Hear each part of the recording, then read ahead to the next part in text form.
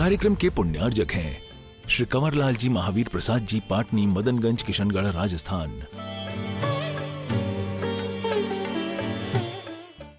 जो एक दिन होगा फिर दोबारा मत लिखा करो। कृष्ण कुमार जैन, शकुन जैन, सुशील, सारिका, श्यामूलाल, आदर्श जैन, अंशिका, रिंकी, चंद्रभान जैन, समस्त आरोग्यार्थम, आभा जैन, अमन जैन, शालिनी, मुस्कान, पवन जैन, रतन चंद जैन, नीलम, स्नेहा, सीमा, हुकमचंद जैन, प्रकाश चंद जैन, झामर आरोग्यार्थम, अवनी जैन, रामपुरा, स्नेह, धीर स्नेह, ब्रह्मचारिणी आरोग्यार्थम, प्रतिमा आरोग्यार्थम, सुरेश चंद, चंद्री जैन आरोग्यार्थम, राकेश जैन, नेमी आरिका, संवेगमती माताजी आरोग्यार्थम, आरिका, श्रीमती मौसमी जैन, अहमदाबाद, श्रेष्ठी, श्री तरुण, रजनी, अनुराग, प्रतीक्षा, काला, अंकुर, मनसा एवं आर्यबेन जैन, बम्बई, चातुर्मासिक शांति धारा, श्रीरस्तु, वृद्धिरस्तु, तुष्टिरस्तु, पुष्टिरस्तु, शांतिरस्तु, कांतिरस्तु, कल्याणमस्तु, स्वाहा एवं अस्माकं कार्य सिद्ध्यर्थम, सर्वविघ्न निवारणार्थम, श्रीमद्भगवत सर्वज्ञ परमेष्टि परम पवित्राय नमो नमः। श्री शांति भट्टारक पाद पद्म प्रसादात् सद्धर्म श्री बलायुर आरोग्य ऐश्वर्याभिवृद्धिरस्तु, सद्धर्म सत्य वर्गा प्रसिद्धंतु नः। ओम विश्वाद्यासी वर्धमान पर्यंता चतुर्विंशति अर्हंतो भगवंता सर्वज्ञ परम मंगल नाम धेय यहाँ मुत्सा सिद्धिम तन्वंतु सद्धर्म कार्येषु यहाँ मुत्रचा सिद्धिम प्रयच्छन्तु नाम। ओम नमो रते भगवते श्रीमते पार्थिथंकराय श्रीमरत्नत्र रूपाय दिव्य तेजो मूर्ते प्रभामंडल मंडताय द्वादश गण सहताय चतुष्टय सहताय समूषण केवल ज्ञान लक्ष्मी सोताय अष्टादश दोष रहताय षट्चत्वार सदगुण संयुक्ताय परमेष्टि परम पवित्राय सम्यज्ञानाय स्वयं भवे सिद्धाय बुद्धाय परमात्मने परम सुखाय त्रिलोक महताय अनंत संसार चक्रवर्णाय अनंत ज्ञान दर्शन वीर सुखार प्रदाय त्रिलोक शंकराय सद्ज्ञानाय सद्ब्रह्मणे विरत्फणा मंडल मंडिताय ऋषि आरिका श्रावक श्राविका प्रमुख चतुर्संगोप सर्वनाशनाय घाती कर्म शंकराय अजराय अभवाय सृष्टि श्री समस्त शांति धारा कत्रिणाम व्याधिम घिनंतु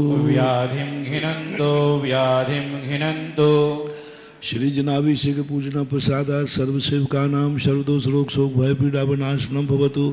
ओम नमो रते भगवते से प्रक्षिणा से दोष कर्म साय दिव्य तेजो मूर्ते नमः। श्री शांतिनाथाय शांति कराय सर्व विघ्न प्रणाशनाय सर्व रोगापमृत विनाशनाय सर्व पर के क्षुद्रोपद्रव विनाशनाय सर्वारिष्ट शांति कराय। ओम राम ह्रीम रूम रौम रम रा अस्या उषा नमः। सर्वविघ्न शांतिम कुरु कुरु तुष्टिम पुष्टिम कुरु कुरु स्वाहा अभिषेक कारकस्य कामम छिन्नते विन्दे रतिकामं वलिकामं क्रोधं पापं वैरं च अग्निवायु भयं सर्व शत्रुविघ्नं सर्वोपसर्गं सर्वविघ्नं सर्वराज्य भयं सर्वचौर दुष्ट भयं सर्व विषय सिंहादि भयं सर्वग्रह भयं सर्वदोषं व्याधि डामरं च सर्वात्मघातं परघातं च सर्वशूल रोगं कुक्षरोगं अक्षरोगं सुरोगं चुरोगं च सर्वनरमार्यं सर्वगजाच गोमयी साज मार्यम सर्वसधान वृक्षता गुणपत्र पुष्पल मार्यम सर्वराष्ट्र मार्यम सर्वक्रूर बेताल शाग्नि डाग्नि भयानी सर्ववेदनीयम सर्वमोहनीयम सर्वापश मार्यम अशुभ कर्म जन दुखानि दुष्ट जन कृतान मंत्र तंत्र दुष्टि मुष्टि छल सदोषान सर्वदोष देव दानावीर नरनाहर सिंह योगिनी के दोषान सर्वार्थ कुली नाग सर्वार्थ कुली नाग भयानी सर्वस्तावर जंगम वृश्चिक सर्वादि के दोषान सर्व सिंहाष्टा पदादि के दोषान पर शत्रु कदमानो चाटन विद्वेष जन्म कर्णादि दोषान। ओम ह्रीम श्रीम क्लीम ऐं मरम स्याउषानाद विद्याय नूरंताणु ह्रोम सर्व शांतिम कुरु कुरु। ओम ह्रीम श्रीम क्लीम ऐं मरम स्याउषानाद विद्याय नूरंताणु ह्रोम सर्व शांतिम कुरु कुरु स्वाहा। ओम ह्रीम श्रीम क्लीम ऐं मरम स्याउषानाद विद्याय नूरंताणु ह्रोम सर्व शांतिम कुरु कुरु स्वाहा। आयुर्वल्ली विलासम सकल सुखफलद रागत्वा सुनल्पम धीरम वीरम शरीरम निरूपम उपनयत्वा धनुतम सिद्धिम वृद्धिम समृद्धिम प्रथेद तरणेश प्रतापम कांतिम शांतिम समाधिम शांतिम कांतिम समाधिम वितरतु जगताम उत्तमा शांति धारा सम्भुजिकानां प्रतिपालिकानां यतीन्द्रसामान्यतपोधनानां देशस्य राष्ट्रस्य पुरस्य राज्ञा करोतु शान्तिं भगवज्जिनेन्द्र करोतु शान्ति भगवज्जिनेन्द्र करोतु शान्ति। छत्र ले लेंगे। ओम ह्रीम अष्टपिरातिहर मध्य छत्रद्वय स्थापयामि। चवर ले लेंगे। ओम ह्रीम श्री अष्टपिरातिहर मध्य चवरद्वय स्थापयामि। अर्घ ले लेंगे।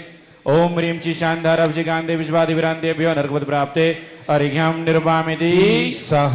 पुष्प ले लेंगे। इत्याशीर्वादा परिपुष्पांजलिम छिपामः। जो शानदार करता परिवार हैं दोनों जिन्होंने मुकुट लगा रखे हैं, राजकुमार भाई साहब उन्हीं को अंदर जाने दें। जो शानदार करता परिवार है अंदर ही निकाल देना। नीचे से जाना है, पीछे से, पीछे से, ऊपर से नहीं, ऊपर से नहीं, ऊपर से नहीं भैया, ऊपर से नहीं, नीचे से।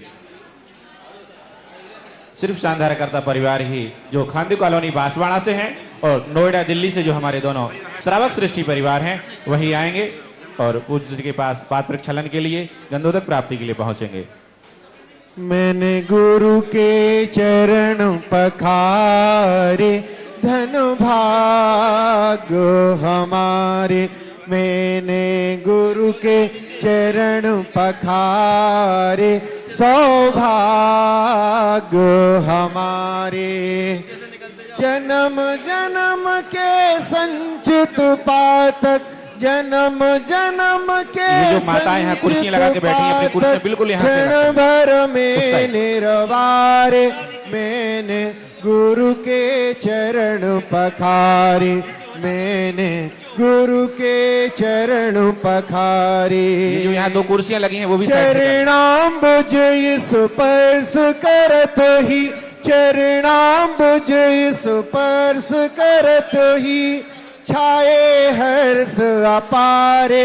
मैंने गुरु के चरण पखारे। मैंने गुरु के चरण पखारे। मैंने गुरु के चरण पखारे। जो बीच में कुर्सी अभी भी एक रखी हुई है, दो कुर्सियां उनको अलग कर लीजिए और ये दो कुर्सियां अलग कर दीजिए भैया साइड में। सभी लोग अपने हाथ जोड़े पूज्य गुरुदेव के पावन श्री चरणों में। हे स्वामी नमोस्तु, हे स्वामी नमोस्तु, हे स्वामी नमोस्तु। आपकी मंगलमयी दिव्य देशना हम सब जीवों का मोक्ष मार्ग प्रशस्त करे। हे भगवान नमोस्तु नमोस्तु नमोस्तु। जय श्री ओम नमः सिद्धेभ्यः। जय श्री ओम नमः सिद्धेभ्यः। जय श्री ओम नमः सिद्धेभ्यः। सर्वमंगल मांगल्यं सर्वकल्याणकारकं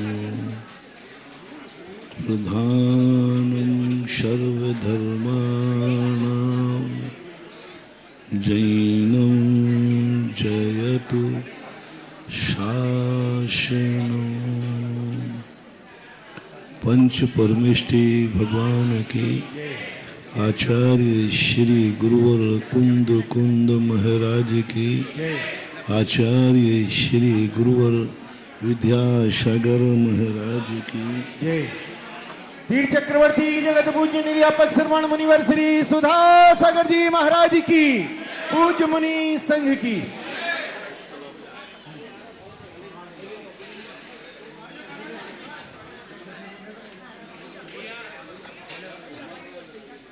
समझें अपन उस विधियों को जो विधि विधान तक हमें ले जाती है। विधान का अनुपालन करना कोई बड़ी बात नहीं है, लेकिन विधान को समझना बहुत कठिन बात है।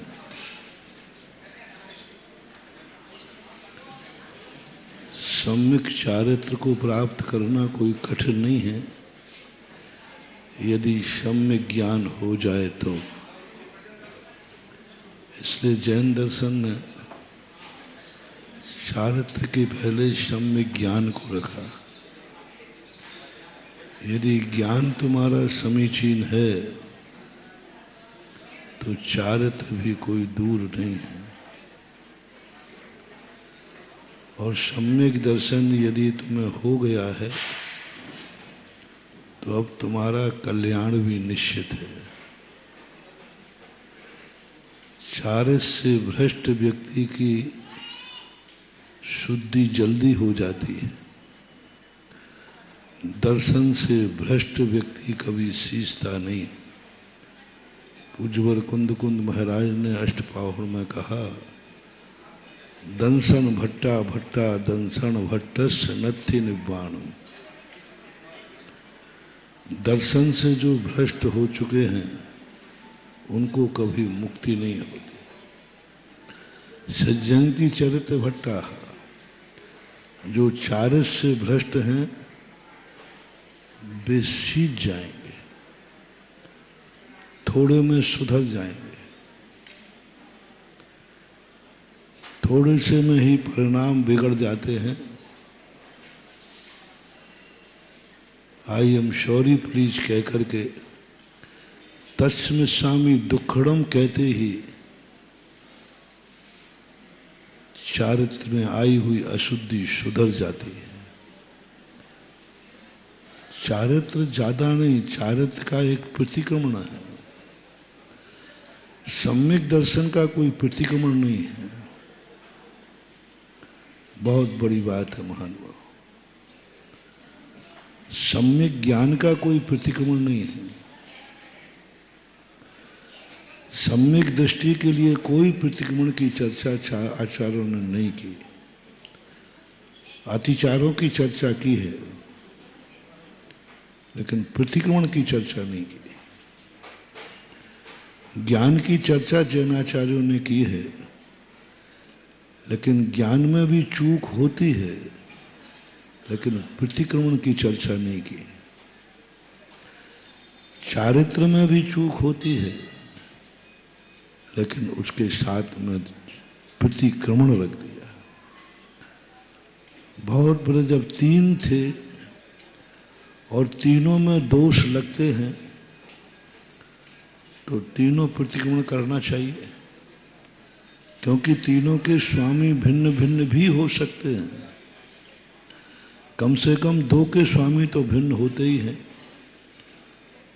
सम्यक दृष्टि और सम्यक ज्ञानी है, चारित्र नहीं है।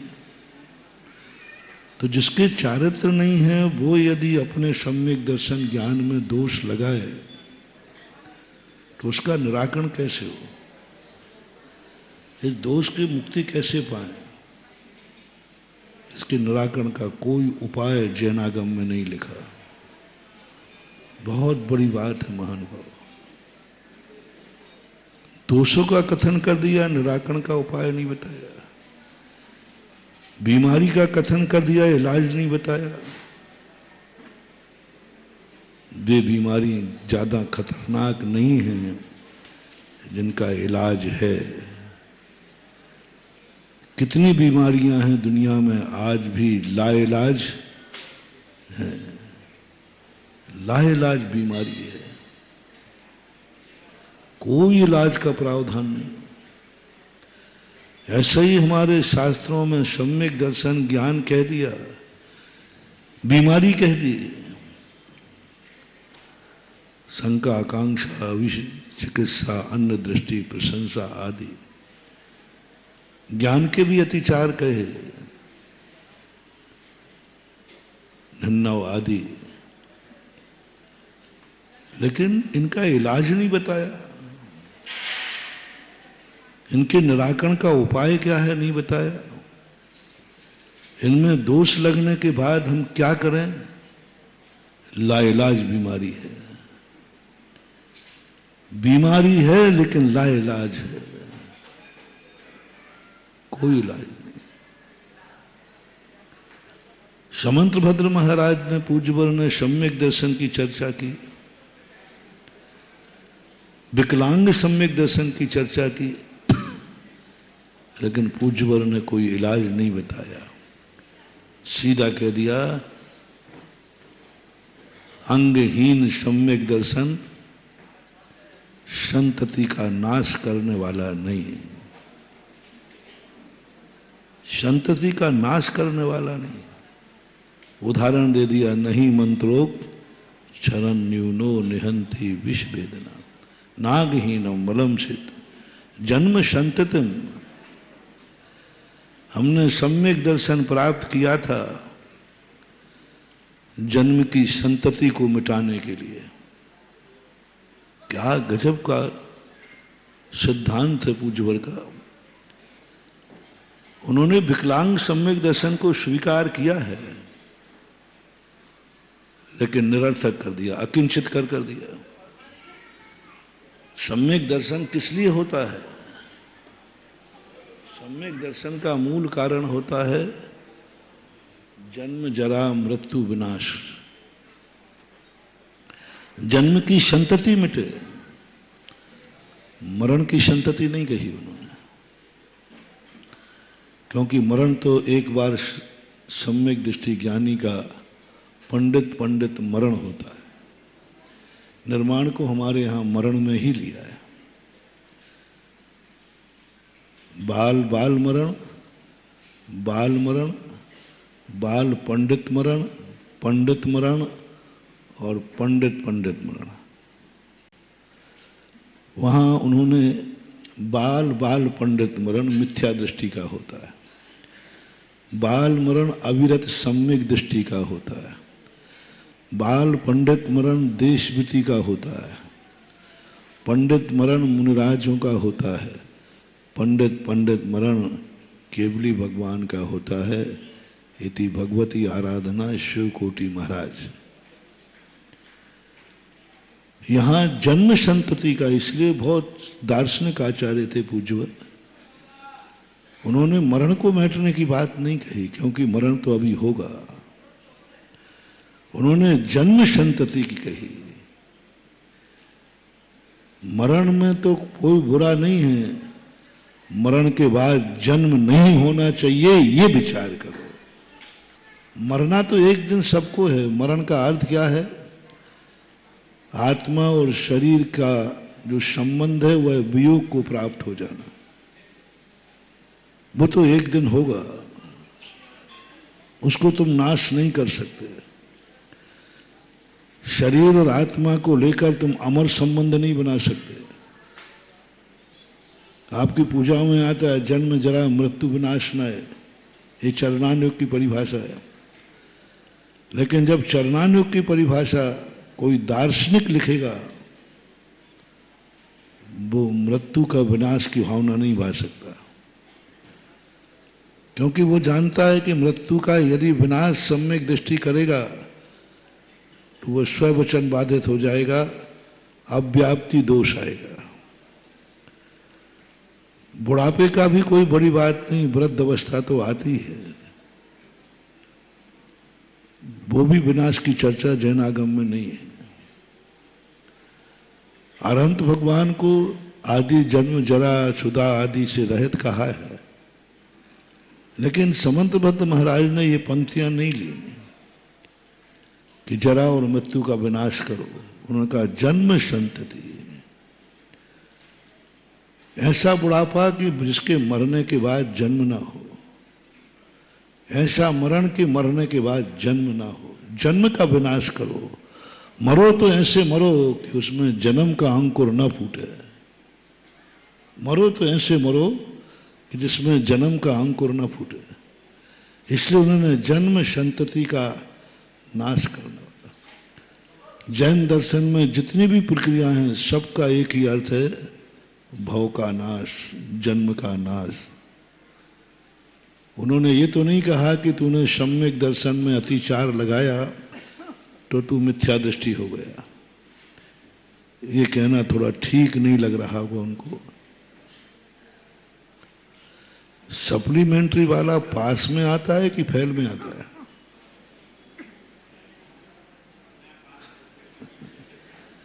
सप्लीमेंट्री वाला एक फेल होता है, एक पास होता है, एक सप्लीमेंट्री होल्डर होता है।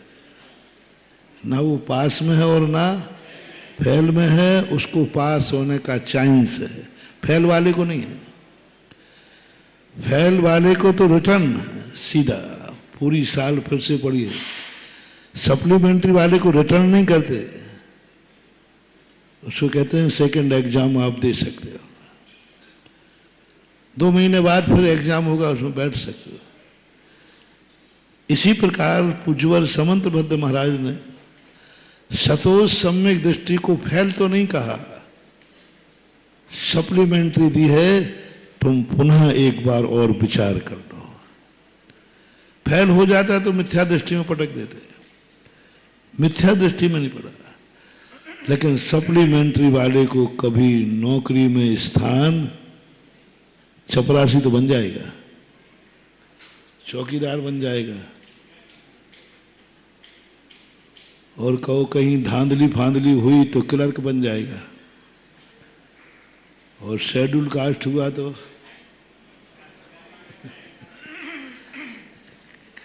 लेकिन मजबूरी, वो कोई मायना नहीं रखता।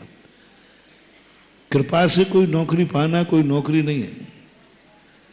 जब आरक्षण हुआ था ना, तब मैंने कहा था भाई, माइनॉरिटी की जब बात आई तो बहुत बड़े बड़े नेता लोग आए, बीजेपी के थे, आरएसएस के थे, मुख्यमंत्री भी आए, बोले महाराज जी आप अलग क्यों होना चाहते, आप माइनॉरिटी में क्यों जाना चाहते, अल्पसंख्यक का बीड़ा आपने क्यों उठाया, और आपने बीड़ा उठाया है तो हमें मानना पड़ेगा, लेकिन क्यों उठा रहे हैं आप, क्या कारण है, आप कोई गरीब आदमी है क्या जैन समाज जो आरक्षण चाहते हैं? मैंने कही नहीं, मैंने कि हम नौकरी के लिए आरक्षण नहीं चाहते, हमें चाहिए है धार्मिक आरक्षण। क्योंकि आपके यहां एक लॉ बना हुआ है कि मंदिर में पूजा भक्त के अनुसार होगी, भक्त जैसा चाहे वैसी पूजा करे, चाहे तो वो शराब चढ़ावे, चाहे तो वो बलि चढ़ावे, जो चाहे जैसा चाहे। एक लॉ बना हुआ है, कानून है भारत का कि मंदिर में भक्त जैसी पूजा चाहेगा वैसी कर, कोई नहीं रोक सकता, कानून है। वो अपने भगवान को कैसे प्रसन्न करना चाहता है वो करे, जो चाहे, कुछ भी नहीं। सिर के बल चल के करना चाहे तो करे, शीर्षासन से करना चाहे तो करे, जैसे चाहे वैसा कर सकता है, कोई रोक टोक नहीं, कानून से कोई नहीं रोक सकता। एक स्थान पर एक मूर्ति थी, उसकी लोग पूजा करते थे झाड़ू मार करके। कुछ लोगों ने कोर्ट में गए तो बोले कानून कहता है, उससे पूछा भाई आप झाड़ू क्यों मारते हो? बोले यही हमारी भक्ति है, हम भगवान को द्वेष से नहीं मारते, ये हमारी पूजा है, हम भगवान को प्रसन्न करते हैं। झाड़ू मार देते थे बहुत, और दूसरा शब्द करते थे वो मैं बोल नहीं रहा हूं। और कोई दूसरे भगवान नहीं थे, बहुरी बंद के शांतिनाथ भगवान थे। झाड़ू मार के पूजा कर, कोई कानून ने कह दिया साहब वो भक्त है, द्वेष से नहीं मार रहा है, भक्ति से मार रहा है तो झाड़ू भी चलेगी। और सिद्धि थी वहां कि कोई भी घर में बीमार हो जाए, हफ्ता के बाद 3 झाड़ू लगाओ भगवान को, भगवान को। लोगों की मान्यता थी।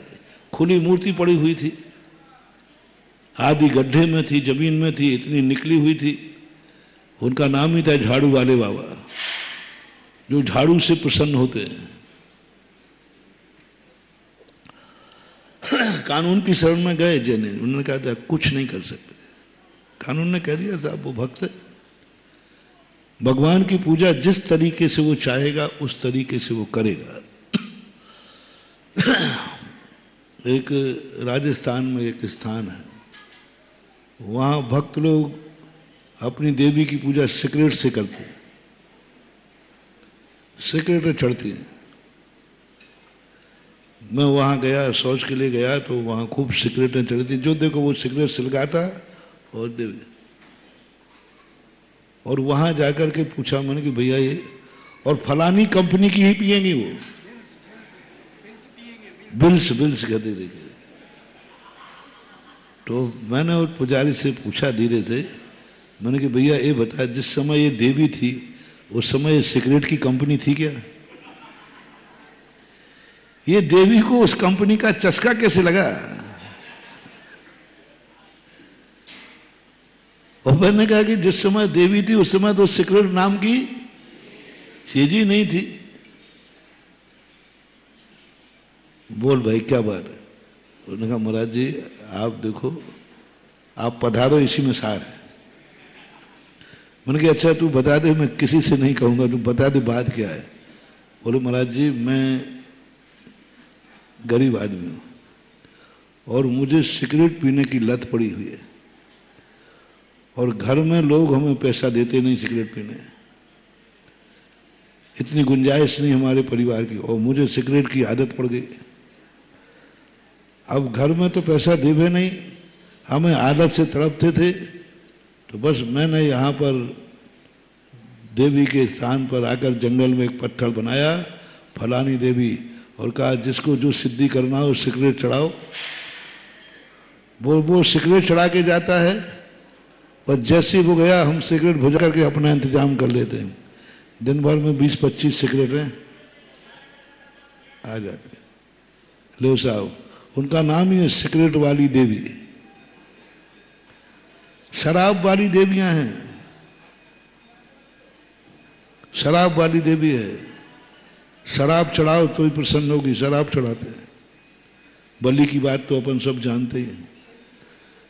कानून कुछ नहीं कर सकता, क्योंकि कानून बना हुआ है। भक्त अपने देवता को जैसा सिद्ध करना चाहे वैसा करेगा, उसका तरीका है। यानी कि हम लोग जैनी अल्पसंख्यक हैं, हमारे मंदिर तो बर्बाद हो जाएंगे। कल के दिन हमारे मंदिर में कोई सिगरेट चढ़ा देगा, शराब चढ़ा देगा, बलि चढ़ा देगा, कोई गलत ढंग से करेगा, तो कोर्ट भी हमारी सुनने वाला नहीं है। कोर्ट कह देगा कोई बात नहीं, उसकी भक्ति है। और माइनॉरिटी का, अल्पसंख्यक का नियम है कि पुजारी के अनुसार, भक्त के अनुसार पूजा नहीं होगी, मंदिर के नियम के अनुसार पूजा होगी। जैसे मुस्लिम अल्पसंख्यक में आते ना, तो मंदिर में आप अपने तरीके से जाते हो कि मस्जिद के तरीके से? सिर ढकना है तो ढकना है, लेकिन तुम्हारे सब हिंदू मंदिरों में कोई कानून नियम नहीं है। और वहां नियम है क्योंकि वो अल्पसंख्यक में। सिखों का नियम है, पारसियों का नियम है, क्योंकि अल्पसंख्यक का कानून है कि उनके जो भगवान, जिस तरीके से भगवान पूजा चाहेंगे, भक्त को उसी तरीके से करना पड़ेगी। वो अष्टद्रव से पूजा चाहेंगे तो अष्टद्रव से ही होगी, तुम अपने मनमाने ढंग से नहीं कर सकते।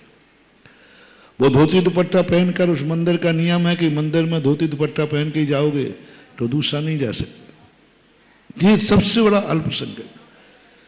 मैंने कि आप वो जो ला बना हुआ है हिंदू ला, उसमें संशोधन कर दीजिए, मैं अल्पसंख्यक का प्रस्ताव वापस ले लूंगा। बोल वो तो कैसे होगा? मैंने कि वो नहीं होगा तो हम अल्पसंख्यक घोषित होकर रहेंगे, क्योंकि मुझे हमारी समाज नहीं बचाना है, हमें अपने मंदिर बचाना है। हमें आरक्षण नहीं चाहिए नौकरी का, हम तो सख्त विरोधी हैं। आरक्षण पर नौकरी पाना सबसे बड़ा अपराध है, मैं जैनियों को कहता हूं, क्योंकि वो अयोग्य है, योग्यता ही नहीं उसमें। आरक्षण पे डॉक्टर बनेगा, आरक्षण का इंजीनियर बनेगा, 35% में बनेगा, क्या होगा? अर्जुन सिंह थे उस समय मानव संसाधन मंत्री, और बीपी सिंह भी उस समय दोनों के दोनों रिलेशनशिप में थे। उन्होंने आरक्षण डॉक्टर पे कर दिया, आंदोलन चलाया डॉक्टर। मैंने पास जब आए मैंने उनसे पूछा, मैंने कि क्या कर रहे हैं आप? डॉक्टर पे आरक्षण क्या करेगा वो? मैंने कहा पहले ये बताओ आपका फैमिली डॉक्टर कौन है? आपका फैमिली डॉक्टर आरक्षण है कि आरक्षण में पास हुआ डॉक्टर को बनाओ? आज घोषणा करना तुम्हें कि मैं अपने परिवार में उसी डॉक्टर से दवाई कराएंगे जो आरक्षण में आया हो। और नहीं महाराज ये गलती नहीं करूंगा, मरना है क्या? उनके शब्द थे। मैंने कहा दुनिया को मारना है क्या?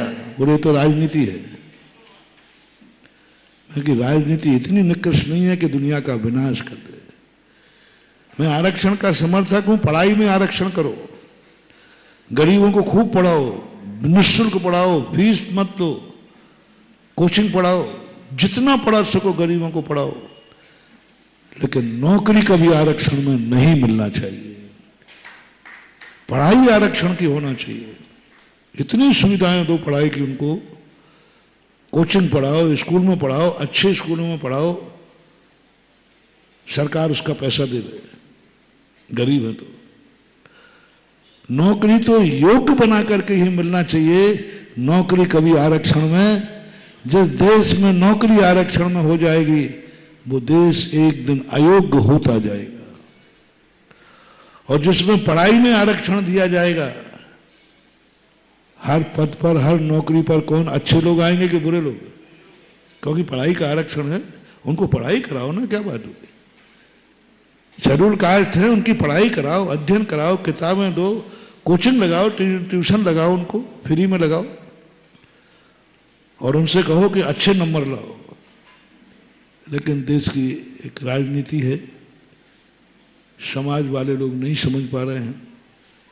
मेरा जैनियों से कहना है कि हमें आरक्षण से नौकरी नहीं चाहिए, मुझे योग्यता पर नौकरी चाहिए।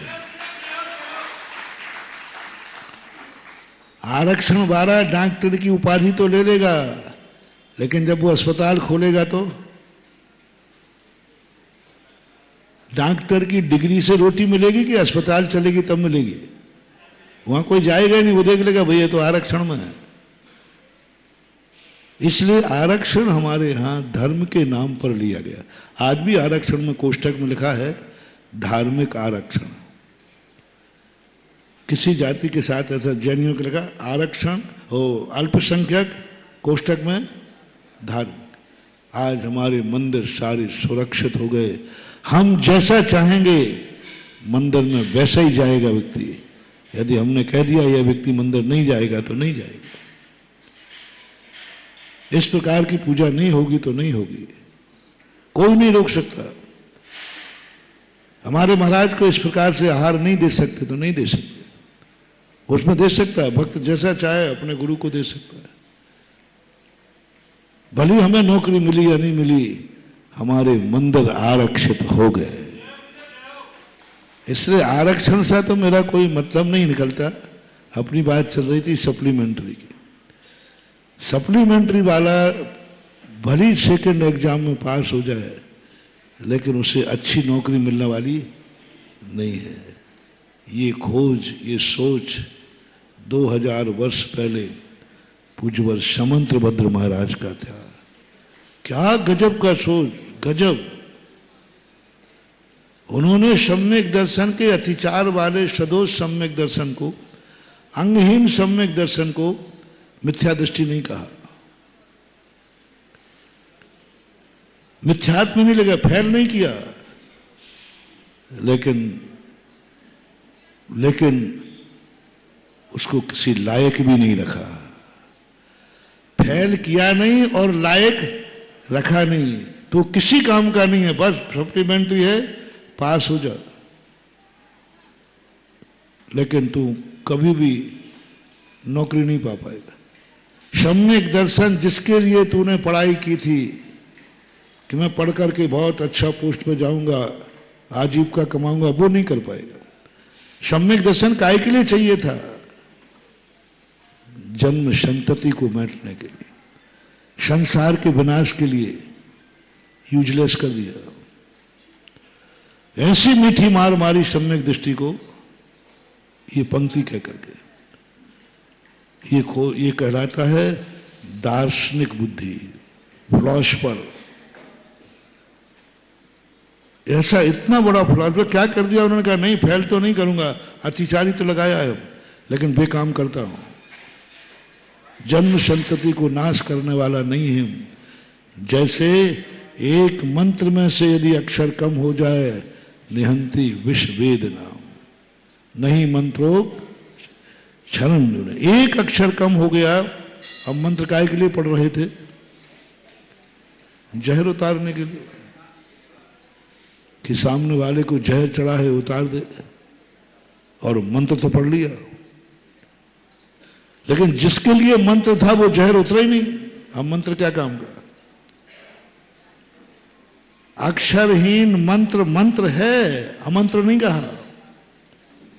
नहीं मंत्रोक्षरं न्यूनो, मंत्र से रहित नहीं किया। अक्षरहीन भी मंत्र मंत्र है। ये नहीं कहा कि एक अक्षर चला गया तो वो मंत्र ही नहीं रहा। समझना कितना बड़ा सोच बुद्धि है। एक अक्षर मंत्र में कम है तो वो मंत्र ही नहीं रहा?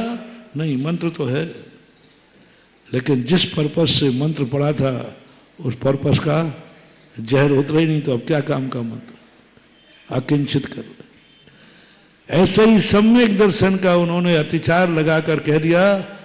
प्रतिक्रमण नहीं कहा। मैं गजब सोच रहा हूं, मैंने भाई सम्यक दर्शन का तो कोई दोष लग जाए तो कोई निराकरण करने का उपाय तो बता दें शास्त्रों में। तो भाई आज सम्यक दर्शन में दोष लग गया, क्या करें? कोई प्रायश्चित दे दो, दंड दे दो, छेदोपस्थ कुछ तो करो। कुछ नहीं, कोई प्रायश्चित नहीं, कोई प्रतिक्रमण नहीं, कोई काम के नहीं, कोई काम के नहीं। इसलिए सम्यक दर्शन को सारभूत पढ़ाने के लिए निरतिचार पालन करना जरूरी है। निरतिचार यदि तुमने पालन नहीं किया तो जन्म संतति तुम्हारी मिटने वाली नहीं। सम्यक दर्शन तो अहंकार कर लोगे, लेकिन मिटेगी नहीं। वहां ये संदेशा दे रहे हैं कि सम्यक दर्शन निर्दोष ही होना चाहिए। अतिचार युक्त सम्यक दर्शन कोई काम का नहीं, क्योंकि उसका कोई इलाज नहीं है। कोई इलाज नहीं। शंका का क्या इलाज करें? क्या इलाज करें शंका का? शंका शंका वो तो शंका जब तक मिटेगी नहीं तब तक वो अतिचार खत्म होगा। निकांक्ष सभी उन्हें देख लीजिए। इसलिए सम्यक दर्शन चिल्लाना अलग चीज है। सुनो रे भाई, सुनो सम्यक दृष्टियो, ओ सप्लीमेंट्री होल्डरो, हाँ सप्लीमेंट्री लेकर घूम रहे हैं, मैं सम्यक दृष्टि हूं, कोई काम के नहीं। क्या करोगे सम्यक दर्शन के से? क्या करोगे मंत्रों की जाप करके जब जहर ही नहीं उतर रहा है? तो मंत्र फेरते फेरते जहर खाने वाला मर गया, उतरा ही नहीं। सम्यक दर्शन होने के बाद भी जन्म संतति नहीं मिटी, एक अंग भी कम है तो। हंसी मजाक मत समझो सम्यक दर्शन को। मैं तो देखता हूं कि सम्यक दर्शन बहुत कठिन है। चारित्र की अभी बात में कह रहा था, बहुत कठिन है। आठों अंग निर्दोष निशंकित है, ठीक है, निकांक्षित, निर्विचिकित्सा, अमूढ़ दृष्टि, अब एक से एक कठिन है। निशंकित हो जाना कोई कठिन नहीं है। मरते मर जाऊंगा लेकिन मैं डिगूंगा नहीं, सच्चे देव शायद गुरु के अलावा मैं कहीं मस्तक झुकाऊंगा नहीं। मरूं तो मर जाए, गर्दन कट सकती है, झुक नहीं सकती।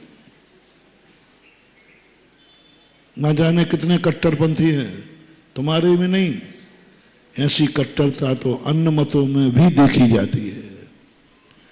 ऐसी कट्टरता तो अन्य मतों में भी वो अपने धर्म के प्रति होते हैं। मर जाएंगे, सबने आपको मालूम। ऐसे तुम भी कट्टर हो कि मैं चाहे गर्दन कटे तो कट जाए, कहीं झुकाऊंगा नहीं।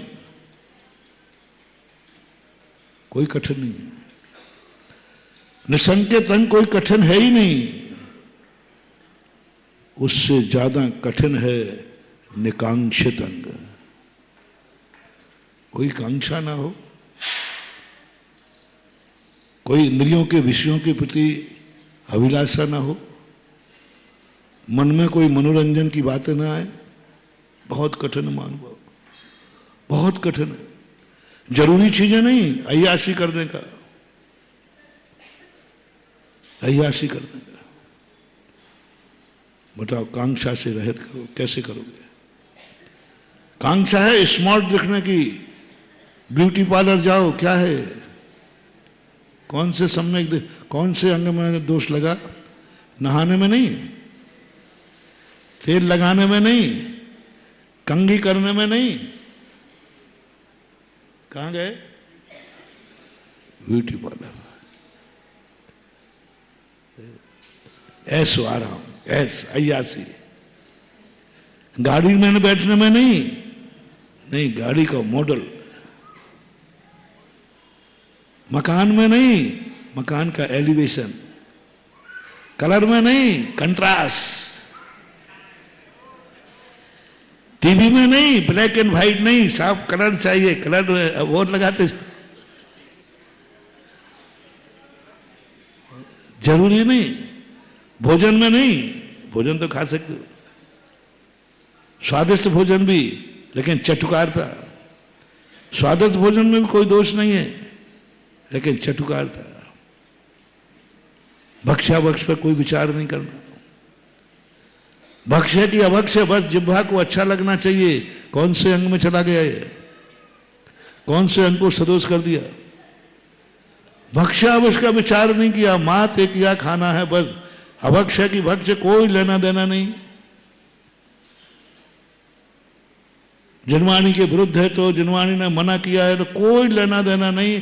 हमें तो अच्छा लग रहा है इसलिए खाता हूं। इसको बोलते निकांक्षित अंग का दोष। जरूरी भी नहीं है शरीर को, ऐसा नहीं कि तुम मर रहे हो। शौक, ये शौक किस में आएंगे? ये शौक किस में आएंगे?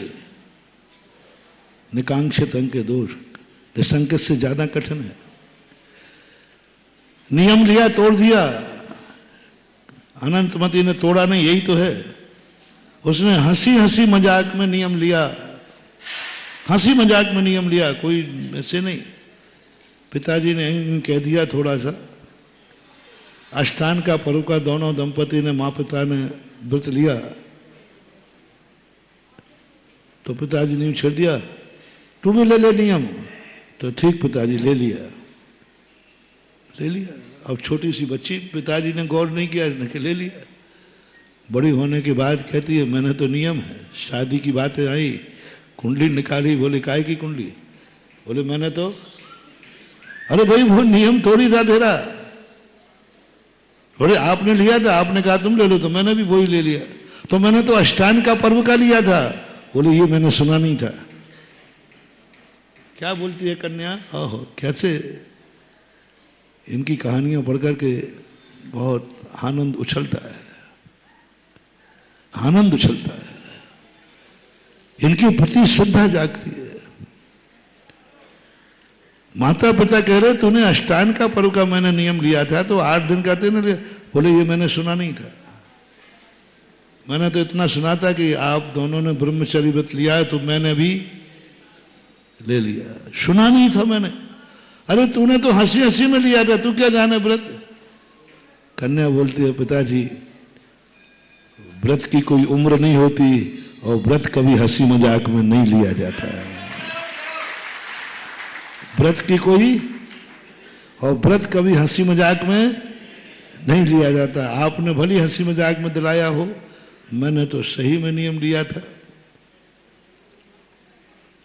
अब देखो कितनी छोटी उम्र में अनजाने में व्रत लिया, लेकिन सारी दुनिया के शंका उठाते रहे, लेकिन कभी उसने व्रत तोड़ने का भाव भी नहीं किया। सुन रहे हो रे कलयुगी सम्यक दृष्टियों, निकांक्ष तंग है। कितने सारे नियम लेकर के मन मचल जाता है तोड़ने का।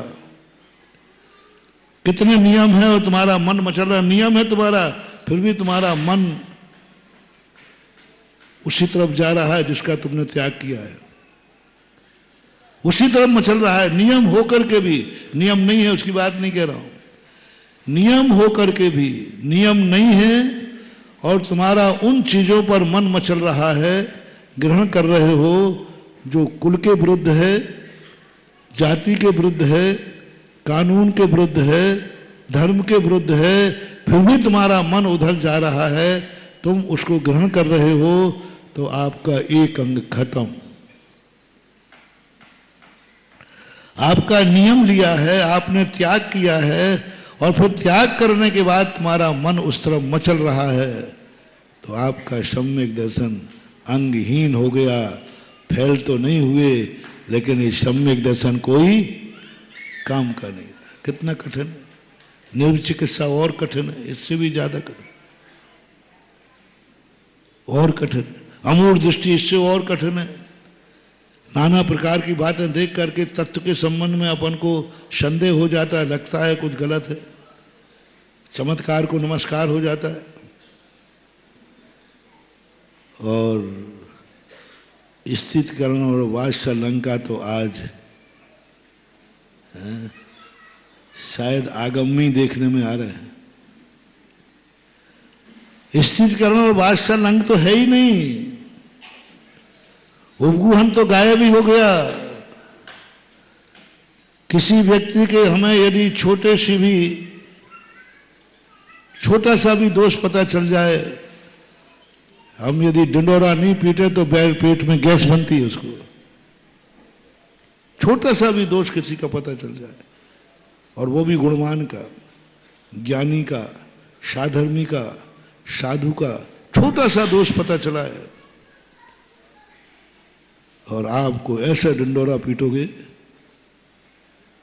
कि दोष तो छोटा है और डिंडोरा आज है ही नहीं। उपगुहन खत्म है, कोई ढांकने वाला नहीं, सब दूसरों के दोषों को उघाड़ने वाले हैं। स्वयं दोष करता है छुप करके और दूसरों के दोष देखता है झांक करके। क्या कहा मोटिवेशन? स्वयं दोष करता है छुप करके, कोई देख ना ले, और दूसरों को देखता है ऊंट जैसी गर्दन करके कि मुझे देखने में आना चाहिए। ये है उपगुहन का नाश। अपने दोष तो छुपावे और दूसरों के दोषों को उघाड़े। कहाँ है अंग? वात्सल्य भाव खत्म हो गया, स्थितिकरण खत्म हो गया। कहाँ है साधर्मी में वात्सल्य? आज साधर्मी होकर के भी कहाँ, कितना, दोनों साधर्मी है, एक धर्म है, कहाँ है वात्सल्य? ना तुम्हारे घर में वात्सल्य है, भाई भाई में, ना यहाँ साधुओं में वात्सल्य है, ना वृत्तियों में वात्सल्य है, ना ब्रह्मचारियों में वात्सल्य है, ना घर में। दो भाई की तरह जन्मते हैं और मरने के पहले दुश्मन की तरह मरते हैं। होता है कि नहीं? दो भाई किस तरीके से जन्मे थे? भाई की तरीके, और बड़े बड़े होते होते क्या हो गया? दुश्मन। कहाँ है वात्सल्य? वृत्ति, त्यागी वृत्ति, इनकी हालत और खराब है। वात्सल्य त्यागी वृत्तियों में नहीं है, त्यागी वृत्तियों में उपगुहन नहीं है। स्थितिकरण तो बात दूर की रही, वात्सल हो तो स्थितिकरण हो, जब वात्सल्य नहीं है तो स्थितिकरण क्या खाक करेगा।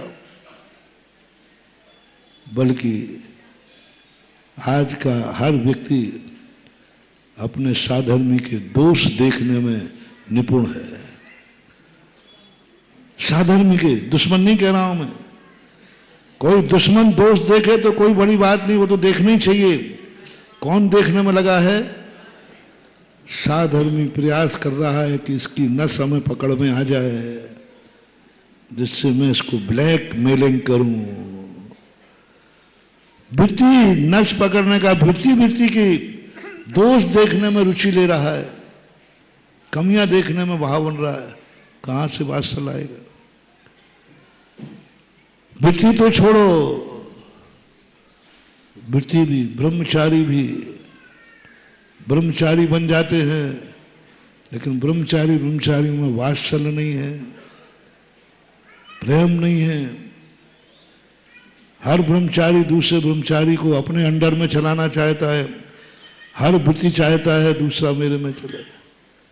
ब्रह्मचारियों की बात छोड़ो, ब्रह्मचारियों का नाम नहीं ले रहा हूं क्योंकि वो अंडरस्टूड है, क्योंकि आपको इनको बहुत जल्दी बुरा लगता है और इनका बुराई बहुत खतरनाक होती है, अपन लेने नहीं। तुमसे तो हम भिड़ लेंगे बेटा, तुम तो नाराज हुए नहीं और तुम नाराज हो गए, हम एक झापड़ और देंगे। तुमसे मुझे कोई डर नहीं है, इन देवियों का बहुत डर है, यदि रो पड़े तो झापड़ भी नहीं मार पाऊंगा। इसलिए मैं जब वो एक बात बोलता हूं ना, कुत्ते वाली, हाथी के पीछे कुत्ता भौंकते हैं, लेकिन कुत्ता का स्त्रीवाची क्या है? मैं नहीं बोलूंगा, वो नहीं बोल सकते। वो बोल गया तो आफत हो जाएगी। महाराज ने देखो आज हमारे बेचारे टामी सुन लेते हैं, कुत्ता के उल्लू का पट्टा कह दो कुछ भी, लेडीज शब्द नहीं बोल सकते।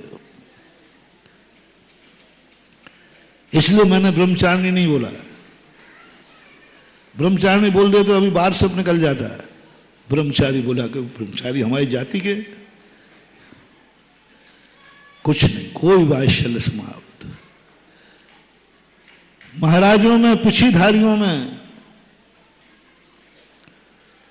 घर छोड़ दिया, छुल्लक बन गए, ये लक बन गए, मुनि बन गए, और कह दूं आचार्य बन गए। और आचार्य से बड़ा भी कोई होता है? नहीं, वो उतने तक नहीं कहते। उपाध्याय बन गए, सब बन गए, लेकिन वात्सल हमने मुनि महाराजों को ले लिया कि नहीं? बोलो ना। लेकिन आरिकाओं को नहीं लूंगा। छी हो तत्ता है, ब्रह्मचारी को लिया, हो तत्ता है, तुम्हें ले लिया, इनको नहीं लिया, हो तत्ता है।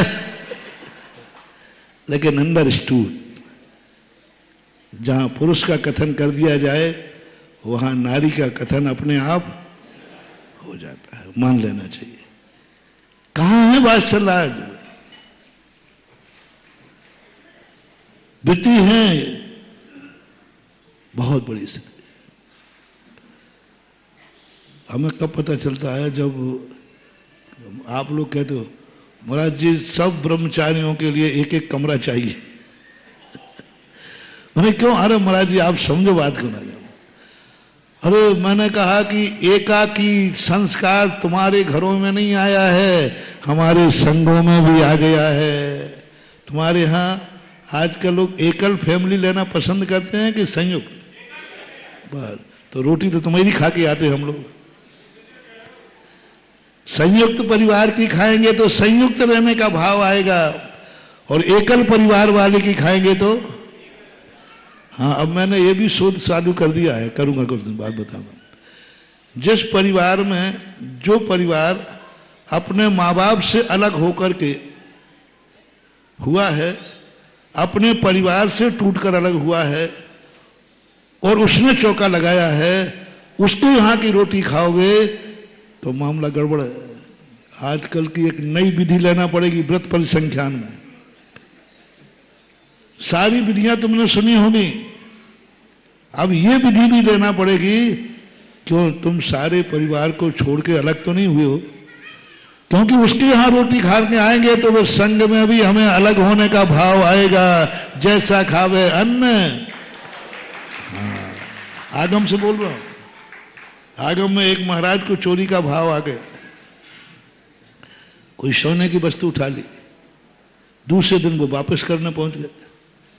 पूछा क्यों वापस करने आए? बोले कल भाव आ गया। उन्होंने पूछा ये तो बता तूने जो अन्न खिलाया था कहाँ का था? चोरी का। और संयुक्त परिवार में खा के आएंगे, जहां जितनी ज्यादा पीढ़ी एक साथ रह रही हैं, उसके घर में चौके में हार करके आएंगे तो टूटे हुए संग भी एक हो जाएंगे। क्योंकि आज किस परिवार का भोजन किया है? जिस परिवार की एक पीढ़ी नहीं, दो पीढ़ी नहीं, तीन पीढ़ी नहीं, पीढ़ी पीढ़ी है वहां तो, और सब एक साथ रहते। पहला सबसे अच्छा माना जाता था संयुक्त परिवार। बेटी की शादी करते समय कहते कोई चिंता नहीं है, बहुत बड़ा घर है, कुछ नहीं मिलेगा तो इसका पति नहीं कमाएगा, ससुरा तो नहीं कमाए, इतना परिवार है कि टुकड़ों पे पल जाएगी। बूढ़े लोग यही सोचते थे ना।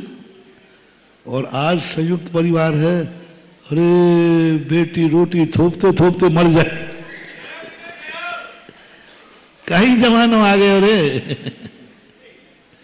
पहले था एक था उल्टा था, और आज कह रहे कि संयुक्त परिवार, बेटी मर जाएगी इतने की सेवा करते करते। इतनों को चाय बनाना, इतनों को नाश्ता बनाना, भोजन बनाना। आज अशुभ को शुभ को अशुभ माना जाने लगा। बहुत बड़ी चूक है। आज वात्सल्य खत्म हो गए। कहां रहा वात्सल्य? कोई वात्सल्य। इसलिए अपन सब विचार करें। हम भी शामिल हो रहे हैं तुम्हारे में। आज अपना सम्यक दर्शन है, लेकिन वो सम्यक दर्शन जन्म संतति को नाश करने वाला नहीं है, क्योंकि अंगहीन है। अंगहीन है। अब किसमें कौन सा अंग नहीं है? आज का सारे भारत के जैनियों का होमवर्क। सम्यक दृष्टि मानने को तैयार हो। आज का होमवर्क डिस्ट्रक्शन करो। आप कौन से अंग में फेल है? कर लेना, डिस्कशन कर लेना। अकेले में करना, किसी को बताना नहीं, मैं भी नहीं पूछूंगा। आप खुद अपनी ईमानदारी से छाती पे हाथ रख के पूछ लेना कि तुम्हारा कौन सा अंग हीन है, कौन सा अंग कमजोर है। 8 अंग कहे गए, 8। यदि है तो भली अपन सम्यक दर्शी मानते रहे, लेकिन ये नीचे लिखना ना, ये सम्यक दर्शन कोई काम का नहीं, क्योंकि यह वो व्यक्ति है जिसको सप्लीमेंट्री आई है। सप्लीमेंट्री वाला फेल भी नहीं है तो पास भी नहीं। अपन सप्लीमेंट्री में आ जाएंगे। क्या करोगे सप्लीमेंट्री? इससे अच्छा था कि जो अच्छे सप्लीमेंट्री होल्डर होते हैं ना, वे सप्लीमेंट सेकेंड एग्जाम नहीं देते, वो दोबारा पढ़ाई करते हैं। फेल होकर कम से कम दोबारा मौका आएगा तो बिना सप्लीमेंट्री के पास हो जाएगा, दोबारा दे देते। अपन लोग सप्लीमेंट्री में जिंदगी जी रहे। अतिचार भी लगते हैं, शंका, आकांक्षा, विचिकित्सा, अन्न दृष्टि, प्रशंसा, संसव, उज्ज्वल उमा स्वामी महाराज तत्वार सूत्र। लेकिन इनका निराकरण नहीं कर रहा है। जिस बात पे मैं जोर दे रहा हूं, निराकरण नहीं किया जा रहा। कोई प्रतिक्रमण नहीं, कोई प्रायश्चित नहीं, कुछ नहीं, डाउन, खत्म। चारित्र की बात जब आई, पहली बात तो कुंद कुंद स्वामी और उमा स्वामी महाराज के अनुसार सर्वोत्कृष्ट चारित्र में दोषी नहीं कहे। तत्वार सूत्र में महाव्रतों का नाम तो लिया, लेकिन महाव्रतों के अतिचार नहीं कहे। तत्वार सूत्र में अणुव्रत कहे सर्वतोण महती एक सूत्र आया है। अतिचार अणुव्रतों के अतिचार कहे, 5 अणुव्रतों के अतिचार कहे, लेकिन महावृत्ति के कोई अतिचार नहीं कहे और कुंद कुंद भगवान ने भी नहीं कहे। वो कहते अतिचार है तो महाव्रत कैसा, अतिचार है तो महाव्रत कैसा। महाव्रत है तो अतिचार नहीं, अतिचार है, यदि अतिचार है तो महावृत्ति नहीं अणुवृत्ति है।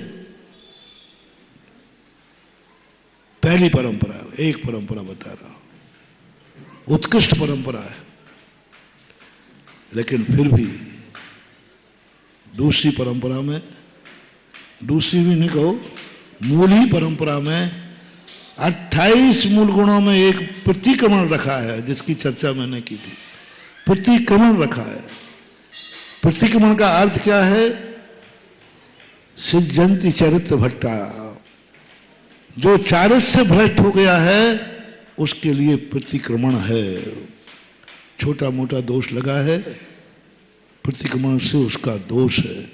सम्यक दर्शन में प्रतिक्रमण नहीं है, चारित्र में प्रतिक्रमण है। तस्मिच्छामि दुक्कडम, सम्यक दृष्टि का है, तस्मिच्छामि दुक्कडम नहीं चलेगा। मैंने थोड़ा विपत्ति में कुदेवों को पूज लिया, तस्मिच्छामि दुक्कडम नहीं चलेगा। चारित्र में कोई दोष लग गया, नियम में कोई दोष लग गया तो प्रतिक्रमण करो। तस्मिच्छामि, मुझे अपने लगे हुए व्रत के नियम का दुख है, प्रतिक्रमण दे दिया। प्रतिक्रमण ही बता रहा है कि चारित्रवान सीख जाएगा, बहुत जल्दी सीख जाएगा। ऐसा गिरा कि 7 नरक की आयु का बंद कर रहा है और एक अंतर में तो उठ करके केवल ज्ञान प्राप्त करके मोक्ष चला जाता है। प्रत्याख्यान है, प्रायश्चित है। प्रतिक्रमण है, प्रत्याख्यान है, प्रायश्चित है। ये चारित्र के भेदों में है। इसलिए सम्यक दर्शन को प्राप्त करना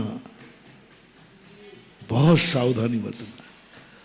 और उसी सावधानी की अपन चर्चाएं कर रहे हैं कि कैसे करें कि कभी दोष ना आवे, कैसे करें कि हमारे जीवन में कोई बुराई ना आवे। यदि बुराइयों से बचना है तो बुराइयों को जानो। अपना सूत्र चल रहा है, बुराइयों से बचना है तो अच्छाई मत जानो, बुराई को जानो। बसुनंदी महाराज मूलाचार्य की टीका में कहते हैं, तुम कहां जाना चाहते? मोक्ष। तो न कहा नरकों को जानो, निगोदिया को जानो। तुम कौन बनना चाहे बने हो? मुनि। तो बोले कीड़े मकोड़ों को पहचानो। अरे मुनि हूं, अरहंतों को पहचानो, सिद्धों को पहचानो। ये बात समझ में आती है क्योंकि मुझे अरहंत सिद्ध बनना है। ये तो समझ में सीधी सीधी बात है। मुनि बनने के बाद कहते हैं कि तुम कीड़े मकोड़ों को पहचानो, सूक्ष्म जीवों के उत्पत्ति स्थान पहचानो। सूक्ष्म जीवों के, कीड़े मकोड़े, मच्छर, घास फूस, इनमें अरे मुझे लेना देना क्या है? मुझे उस रास्ते पे जाना ही नहीं, फिर क्यों पूछना? बसुनंदी महाराज कहते हैं कि नहीं, जब तक तू कीड़े मकोड़ों को नहीं जानेगा तू अरहंत तो सिद्ध को नहीं जान सकता और ना समझ सकेगा। ध्यान, अरहंत सिद्ध बन ही नहीं पाएगा। अरहंत सिद्ध वही बन पाएगा जो कीड़े मकोड़ों को जानता है, जो चींटियों को जानता है, जो घास फूस के स्वरूप। बहुत बड़ी बात है महानुभाव, बहुत बड़ा मोटिवेशन है। कौन बने, कौन जाएगा मोक्ष? जो भगवान को जानता है, सिद्धों को जानता है, सिद्धों के स्वरूप को जानता है। नहीं नहीं, सिद्धों के ध्यान करने से आज तक किसी को केवल ज्ञान नहीं हुआ। पंच परमेष्टि का ध्यान शुक्ल ध्यान में नहीं होता। पंच परमेष्टि का ध्यान शुक्ल ध्यान में नहीं होता। नमोकार मंत्र पढ़ते आज तक किसी को केवल ज्ञान नहीं हुआ। क्यों? क्यों नहीं हुआ? क्योंकि नमोकार मंत्र है, क्योंकि वो तुच्छ जीवों को नहीं जानता। बनना मुझे अरहंत है, बनना मुझे शुद्ध है, बनना मुझे ज्ञानी है। और ज्ञान की पढ़ाई क्या करा रहे हैं? घास फूस को जानो, मिट्टी को जानो, कितने प्रकार की मिट्टी होती है जानो, पढ़ा रहे। बताओ 22 प्रकार की पृथ्वी काय होते हैं जानो। हमें लेना देना क्या है? समय बर्बाद कर रहे हैं, बर्बाद समय लगता है। बोले समझो रटो कि 22 प्रकार की पृथ्वी होती है। खर पृथ्वी, कठोर पृथ्वी, मृदु मिट्टी। मिट्टी कितने प्रकार की होती है? पढ़ो। वो कौन को पढ़ा रहे हैं? 36 प्रकार की भी बताया। 36 प्रकार के। अब कौन को पढ़ा? मुनि को। मुनि महाराज को पढ़ा रहे हैं, जिनका मिट्टी से कोई लेना देना नहीं, मर के भी वो मिट्टी में नहीं जाएंगे, और मिट्टी की पढ़ाई करा रहे हैं। जल की पढ़ाई करा है। जल पढ़ो, कौन कौन से जल में होते। वनस्पति का है। घास फूस को जानो, घास फूस को जानो, अग्नि को जानो, कीड़े मकोड़े जानो, छोटे छोटे जीवों, कुंथु जीवों को जानो। कुंथुनाथ भगवान की स्तुति करते हुए समंत्र भद्र कहते, भगवान आपका ज्ञान तो कहते बहुत महान है, लेकिन आपका कुंथु नाम सार्थक है, क्योंकि आप छोटे से छोटे जीव का स्वरूप जानते थे। कुंथु यानी छोटा एक जीव होता है, सबसे छोटा। उस कुंथु जीव को भी आप जानते थे, इसलिए आपका नाम कुंथुनाथ पड़ा। सर्व के कारण नहीं। क्या बात कही उन्होंने। सारी दुनिया को जानते थे, आकाश को जानते थे, अलोकाकाश को जानते थे, इसलिए आप कुंथुनाथ नहीं। आप इतने महान होकर के भी, इतने महान होकर के भी आप तुच्छ जीव के संबंध में जानते थे, इसलिए हे कुंथुनाथ भगवान आपको नमस्कार हो। किसने नमस्कार कर डाला? हमने तो यही सुना था, सर्वज्ञ हैं इसलिए आपको नमस्कार हो, आप बड़े हैं इसलिए आपको नमस्कार हो, आप पूज्य हैं इसलिए नमस्कार हो, आप शुद्ध हैं इसलिए नमस्कार हो। हमने तो यही सुना है अभी तक। बड़ों में सहस्र नाम में यही पढ़ा है। आप ये हैं इसलिए आपको नमस्कार हो, आप ये हैं इसलिए आपको नमस्कार हो। गुणों गुणों का वर्णन। लेकिन दार्शनिक व्यक्ति की विशेषता देखना,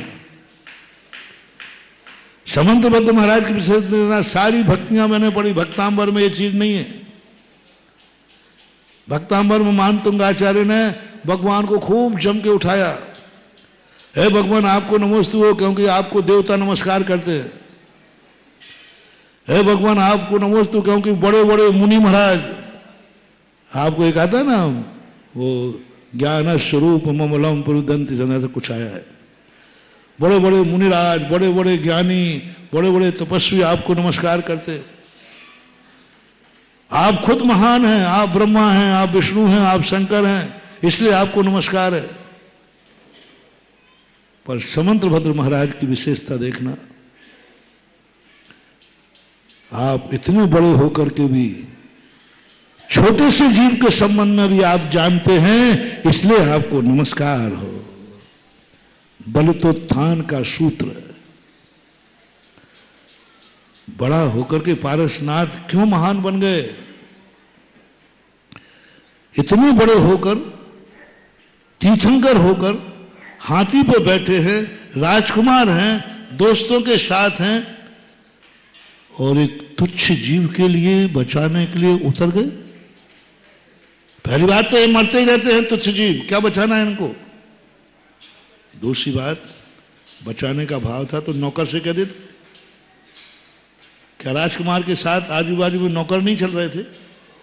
अश्वसेन राजा के पुत्र थे, बॉडीगार्ड चल रहे थे, उनसे कहते थे जाओ नाग नागिन को बचाओ, टेक टू ऑर्डर, जाओ उसे जो जला रहा है उसको अरेस्ट करो, नाग नागिन को बचाओ। आदेश दे देते, नहीं दिया। दोस्त यारों से कह देते। इतनी बड़ी शक्ति जिसको सौधर्मेंद्र नमस्कार करता है, तीन लोक का नाथ है, त्रिलोकीनाथ, एक छोटे से जीव को मान मर्यादा का त्याग किए बिना हाथी से कूदकर बचाने चल पड़ा,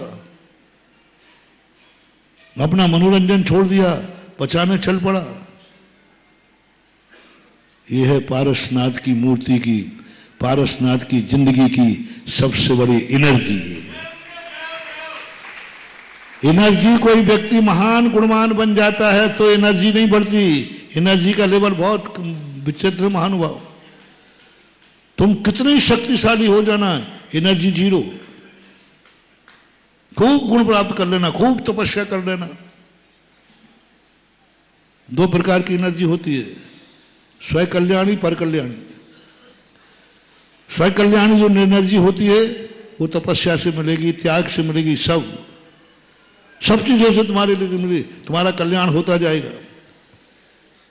लेकिन तुम्हारे द्वारा दूसरों का कल्याण,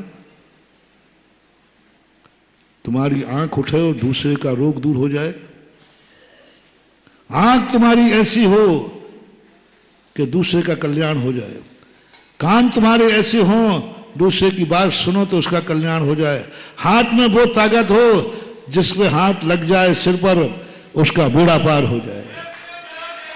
हाथ में एनर्जी कर, पर कल्याणी एनर्जी कह रहा हूं। हर आशीर्वाद में एनर्जी नहीं है महानुभाव। बड़ा आदमी है, बहुत बड़ा आदमी है, हर आंख में वो ताकत नहीं है जो देखने से तुम्हारा कल्याण हो जाए, तुम्हारे संकट दूर हो जाए। हर हाथ में, हर आशीर्वाद में वो ताकत नहीं है। हाथ तो सबके पास है, लेकिन कई हाथ का आशीर्वाद उठेगा, कुछ नहीं होने वाला तुम्हारा। तो संदेह मत कर लेना कि ये गलत है। रिपीट कर रहा हूं, यदि किसी ने तुम्हें आशीर्वाद दिया और तुम्हारा कोई संकट दूर नहीं हुआ तो उसको गलत मत समझ लेना, क्योंकि उसके पास स्वकल्याणी एनर्जी है, पर कल्याणी एनर्जी नहीं है। स्वयं में वो ठीक है, अपने आप में मूल गुणधारी है, मुनि है, शक्तिमान है, लेकिन वो अपने लिए है। कितने उपसर्ग आ जाए, कितनी परिचय आ जाए, कोई फर्क नहीं पड़ने वाला उसको, क्योंकि उसने अरहंतों का स्वरूप समझा है, 24 घंटे सिद्धों का स्वरूप समझा है और उन्हीं के संबंध में चिंतन करता है, उन्हीं के संबंध में सोचता है और मन ललचाता है कब मैं सिद्ध बनूं। ऐसे लोगों में आत्मशक्ति जागती है, आत्मशक्ति, स्वयं कल्याणी शक्ति। इनको घानी में पेल दो, कोई फर्क नहीं पड़ा, इनके परिणाम संकलेश में नहीं आएंगे। शिरडी जला दो, कोई फर्क नहीं पड़ने वाला, कोई फर्क नहीं पड़ने वाला, क्योंकि आत्मशक्ति जागी है। लेकिन वो व्यक्ति चाहिए हमें जहां से गुजर जाएं वहां 100 योजन तक सुरक्षा हो जाए, जिसकी तरफ देख लें तो चढ़ा हुआ जहर उतर जाए, हाथ उठा दें तो जन्म जन्म की दरिद्रता दूर हो जाए। ये एनर्जी कैसे आएगी? फॉर एग्जाम्पल, ये तीर्थंकर और अरहंत दोनों बराबर होते हैं, अनंत चतुष्टय में कोई अंतर नहीं है। आत्मशक्ति में, तीर्थंकर में और सामान्य केवली में कोई अंतर नहीं है, सब एक समान है। लेकिन सामान्य केवली की वो एनर्जी नहीं है कि वो जगत के दुख दूर कर सके, जगत के कल्याण कर सके, कुछ नहीं कर सकते। वो अपने आप को ही नहीं बचा पाएंगे शेर से, तो तुम्हें क्या बचाएंगे? लेकिन तीर्थंकर होगा तो देखना, तीर्थंकर और सामान्य केवली की चर्चा समझना, दोनों में अंतर समझना। सामान्य केवली बनने वाला कोई मुनिराज शेरनी खा रही है, घानी में पेल दिया गया, आग में जला दिया गया, जल जाएगा। कल्याणी शक्ति थी, लेकिन तीर्थंकर को कोई शेरनी खा नहीं सकती, दहाड़ सकती है। कमट पत्थर फेंक सकता है, पत्थर से कुचल नहीं सकता। कमट आग बरसा सकता है, भगवान को फौला भी नहीं आ सकता। आग बरसाएगा, जलेंगे नहीं, पानी बरसाएगा, डूबेंगे नहीं, पत्थर फेंकेगा, दबेंगे नहीं, तलवार चलाएगा, कटेंगे नहीं, शेर कूद पड़े पंजा का घाव भी नहीं आएगा। स्वयं को नहीं आया। और पर कल्याणी कितना है? तीर्थंकरों की हर क्रिया पर कल्याणी होती है। उनके आशीर्वाद में दम है, उनकी वाणी में दम है, वो जहां चले जाए वहां दम है। और इतनी दम है, इतनी दम है, उज्ज्वल जिनसेन स्वामी हरिवंश पुराण कि तीर्थंकर जहां से गुजर जाते हैं 50 साल तक सुभिक्ष रहता है। तीर्थंकर जहां से गुजर जाए 50 साल तक सुभिक्ष रहता है। हरिवंश पुराण में देख लें, 50 साल तक वहां अकाल नहीं पड़ेगा, क्योंकि यहां से तीर्थंकर गुजरे थे।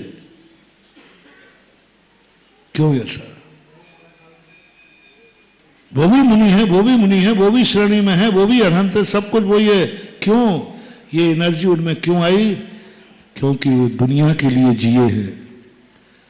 उन्होंने सुखी आदमियों का ध्यान नहीं किया, उन्होंने सबसे ज्यादा दुखी आत्माओं का ध्यान किया। दुखी आत्माओं का किया। अपाय विषय विपाक विषय, अपाय विषय विपाक विषय धर्म ध्यान हमें पर कल्याणी एनर्जी देता है। आज्ञा विषय, संस्थान विषय, ये सब आत्मा का कल्याण करते हैं।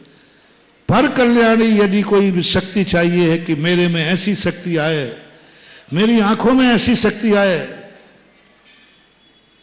जिसकी तरफ देखूं उसका सब कुछ विकास, सब दरिद्र दूर हो जाए, विकास हो जाए, तो निरंतर भावना भाव कभी इन आंखों से कोई छोटा सा जीव भी ओझल ना हो जाए। 2 प्रकार की आंखें चाहिए। हे भगवान, बहुत मार्मिक बात कह रहा हूं, थोड़ा कठिन पड़ेगा, लेकिन साधना का सूत्र है। यदि ये तुमने कर लिया तो बहुत बड़ी चीज है। हालांकि मैं कठिन प्रवचन देता कम हूं, मेरे कठिन प्रवचन है मैं खुद अपने लिए रखता हूं। जितने कठिन प्रवचन होते हैं आगम में, वो मैं अकेले में सुनता हूं, अब मैं खुद सुनता हूं और सरल सरल तुम्हें दे देता हूं। लेकिन कभी कभी कठिन प्रवचन में अपने सुनते सुनते तुम्हें भी देने का भाव आ जाता है, तो आ जाता है, थोड़ा सा आ गया। आंखों में 2 एनर्जी लाना है। हे भगवान, इन आंखों में इतनी ताकत बनाए रखना कि मैं तेरा दर्शन कर सकूं। किसका? देखना, भगवान मैं तेरा दर्शन कर सकूं, गुरु को पहचान सकूं, जिनवाणी का स्वाध्याय कर सकूं। ये भावना जो भा रहे हैं, मैं स्वाध्याय कर सकूं, मैं भगवान तेरी मुद्रा देख सकूं, गुरु महाराज मैं तेरा दर्शन कर सकूं, ऐसे लोगों की आंखों में ज्योति आएगी। वो यहां से बैठे बैठे सूर्य विमान के जिनबिंब का दर्शन कर लेंगे, इतनी ताकत आएगी सूर्य में। क्योंकि उन्होंने भावना कुछ नहीं किया, भगवान मुझे कुछ नहीं चाहिए, बस तेरा दर्शन मिलता रहे जिंदगी के अंतिम श्वास तक। तो ऐसी ज्योति बढ़ेगी, जिनबिंब के दर्शन करोगे, बढ़ते बढ़ते तुम्हें केवल दर्शन प्राप्त हो जाएगा। बढ़ते बढ़ते दूसरी एनर्जी। हे भगवान, बस आंखों में इतनी ज्योति बनी रहे कि पैर के नीचे आने वाले तुच्छ जीव मुझे दिखते रहे। ज्योति मांगी तो किसके लिए मांगी? बस मेरी आंखों में इतनी ज्योति बनी रहे कि मैं चलते हुए उन तुच्छ जीवों को देख सकूं, कहीं वो मेरे पैर से न कुचल जाए, कहीं मेरे द्वारा वो जिंदगी बर्बाद ना हो जाए। बस मुझे कुछ नहीं चाहिए भगवान, तो भी नहीं दिखे तो चल जाएगा, लेकिन मुझे चींटी दिखना चाहिए, ये ताकत मुझे चाहिए। कल का प्रवचन याद करो, भगवान को देखूं या चींटी को, दोनों का टाइम एक था, ठुकरा दिया भगवान को। अब उस आंख में ऐसी ताकत आएगी कि वो आंख जिसके ऊपर उठ जाएगी वही माला माल हो जाएगा, दुखों से दूर हो जाएगा। क्योंकि निरंतर क्या भावना भाई उसने, बस मुझे कुछ नहीं चाहिए, दुनिया मुझे दिखे या नहीं दिखे, लेकिन पैर के नीचे आने वाला जीव, बस इतनी सी ताकत चाहिए। मांगता है तो इतनी ताकत मांगता है, उसको कुछ नहीं चाहिए। कानों में ताकत, भगवान की वाणी सुनने में आती रहे ऐसी मुझे, बस मेरे कान में इतनी ताकत रहे। एक तीसरा व्यक्ति और लाता हो, भगवान बस कानों में इतनी ताकत रहे जिससे मैं मन शुद्धि, वचन शुद्धि, काय शुद्धि, आहार शुद्ध सुन सकूं, जिससे मेरा आहार बंद ना हो। दूसरा कहता नहीं, इतनी शुद्धि आए कि मैं भगवान तेरी वाणी सुन सकूं, गुरु की वाणी सुन सकूं। आएगी, ऐसी ताकत आएगी कि तुम 12 योजन तक पूरे लोग एक साथ बोलेंगे और तुम क्रम से सुनना बता दोगे। 12 योजन के अंदर कोई भी व्यक्ति कुछ भी बोले, एक साथ बोले, उसके कान क्रम से सुन के बता देंगे। ये ताकत आ जाएगी। और दूसरी एनर्जी, हे भगवान, ये कान सदा दुखियों के दुख सुनने के लिए तैयार रहे। ये कान मुंह से भगवान का भजन निकलता रहे, नमोकार मंत्र निकल रहे, इससे ऐसी ताकत आएगी कि तुम एक अंतर मुहूर्त में पूरे द्वादशांग का पाठ कर लोगे। और तुमने एक बात कही कि हे भगवान, इस मुख से ऐसे बात निकले कि मेरे मुख से बात निकले और दुखियों के दुख दूर हो जाए। ये हाथों से सदा मैं जाप देता रहूं, इन हाथों से मैं भगवान आपका अभिषेक करता रहूं। इन हाथों में ताकत बना के रखना, बनेगी ऐसी ताकत आएगी कि तुम जम्बू द्वीप को उठा करके फेंक दोगे। ये ताकत आएगी तुम्हारी, क्योंकि तुमने भावना भाई है कि मुझे बस इतनी ताकत चाहिए कि भगवान तेरा अभिषेक करता रहो। इतनी ताकत चाहिए है कि मैं जाप देता रहूं। दूसरी एनर्जी, हे भगवान, इन हाथों में इतनी ताकत बनी रहे कि मैं किसी अपाहिज की सहायता कर सकूं, किसी दुखों के दूर कर सकूं। ये हाथ मेरे किसी सामने दुखी हो, कहीं ऐसा ना हो जाए मेरे हाथ झूठे पड़ जाए और दुखी सामने डूब रहा है, मैं बचा नहीं पाऊं। बस भगवान इस हाथ में इतनी ताकत बना के रखना कि मैं हर दुखी की कोई ना कोई। तुमने भावना की कि भगवान पैरों में इतनी ताकत चाहिए कि मैं सम्मेद शिखर की वंदना कर लूं,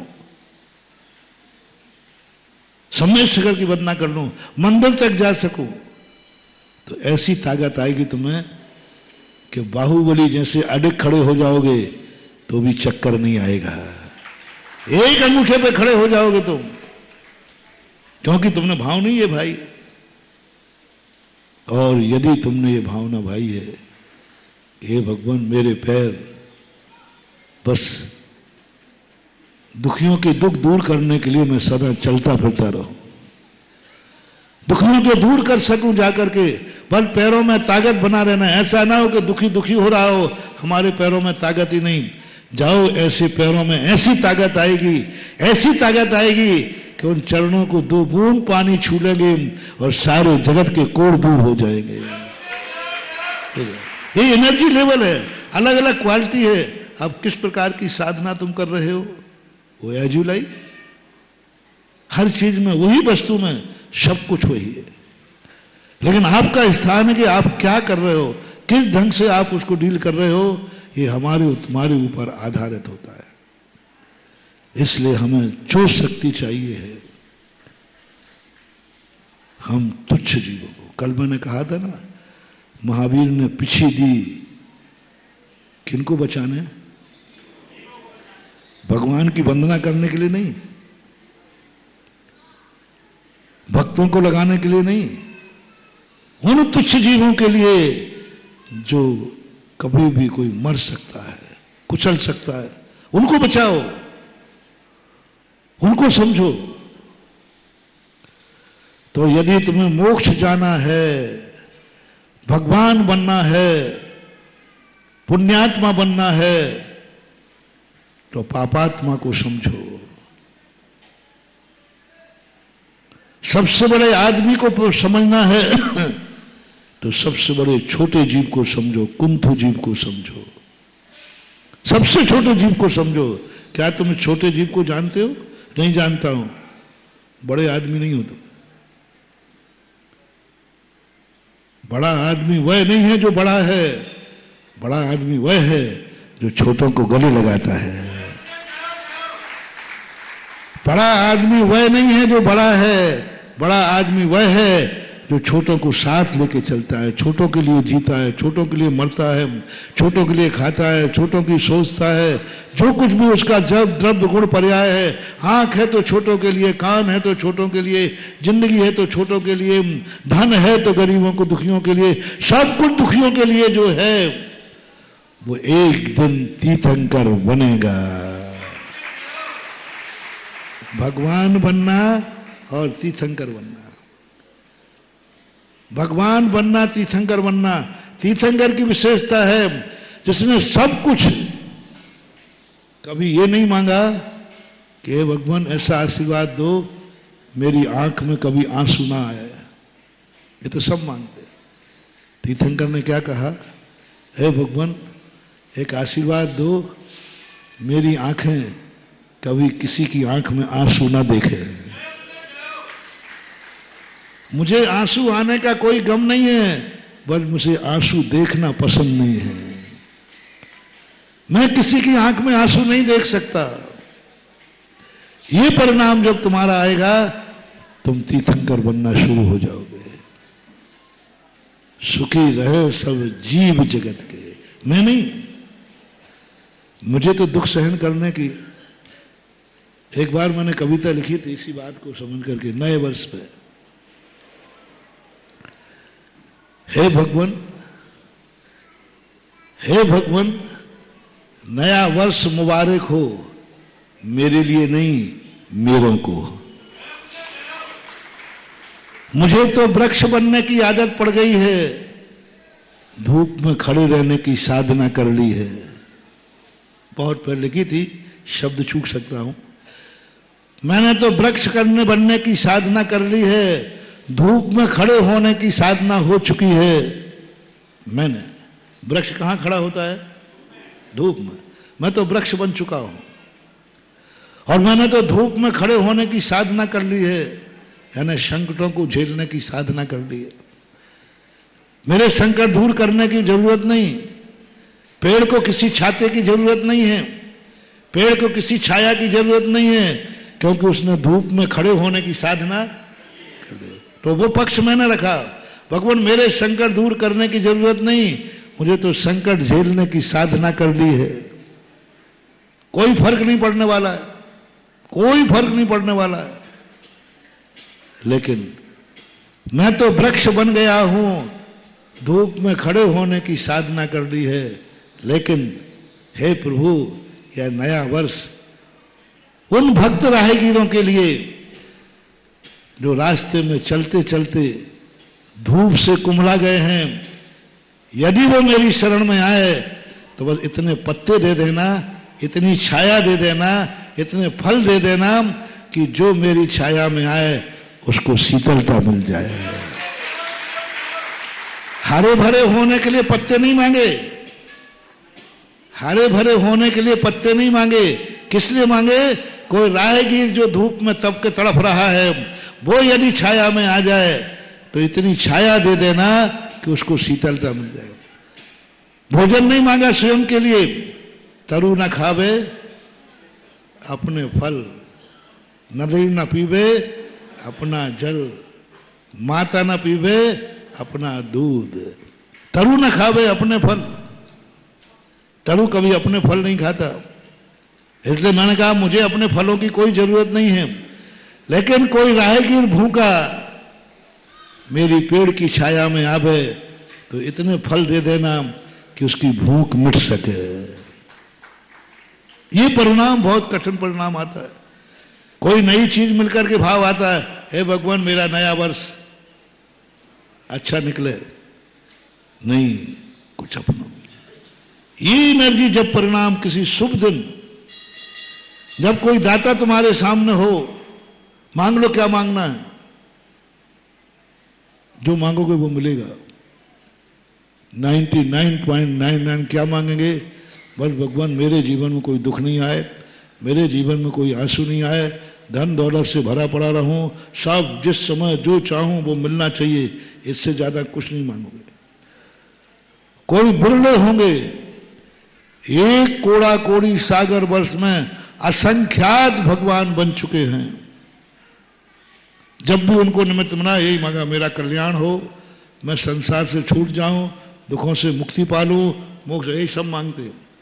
मात्र एक कोड़ा कोड़ी सागर वर्ष में 24 महान आत्माएं हुई।